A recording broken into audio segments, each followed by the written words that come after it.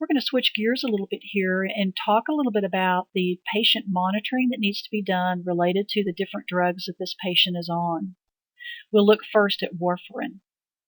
The goal of warfarin therapy is to give patients the lowest effective dose to prevent thrombosis and emboli complications associated with atrial fib. It can be a difficult drug to monitor. Pharmacodynamic response can be difficult to predict, and overdose can result in significant risk of bleeding. The safe use of warfarin is dependent on maintaining the INR within targeted ranges. For this patient's particular condition, it would be a value of between 2 and 3. INR monitoring should be performed on a daily basis until the INR is within the therapeutic range for at least 2 consecutive days. It should be performed approximately 2 to 3 times a week for the first 1 to 2 weeks. If the patient remains stable, this interval can be widened to monitoring frequency of once every 4 to 6 weeks. If dosage adjustments are necessary, INR monitoring should be performed more often until a new state of stability is achieved. Again, the main risk of this drug is bleeding, and it should be monitored carefully.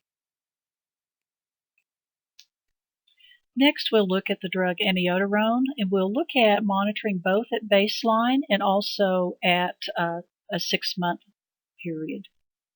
As discussed earlier, amiodarone is a drug that has potential for significant adverse effects. The risk of interstitial pneumonitis warrants monitoring pulmonary functions both at baseline and for the duration of treatment. Clear guidelines have been developed for the monitoring of this drug to include all of the tests listed above. We didn't have access to the current TSH or liver panel, but we would assume that this would be monitored appropriately.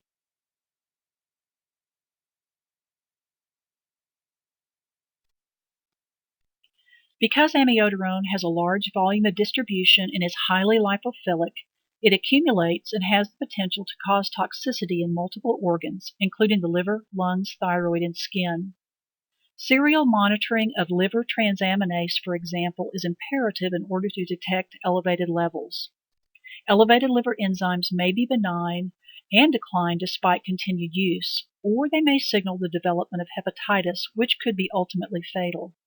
If hepatitis does develop, amiodarone should be discontinued immediately and appropriate supportive therapies initiated. Let's look at the monitoring of levothyroxine. Hypothyroidism can be medically managed fairly easily with the addition of levothyroxine to the medical regimen and appropriate follow-up to ensure appropriate thyroid replacement.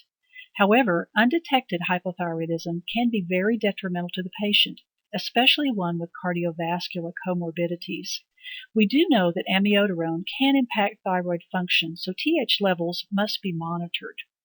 We know that the levothyroxine has a very long half-life, and so any dose change has to be followed up with at least a 6 to 12 week period before a new blood level is drawn.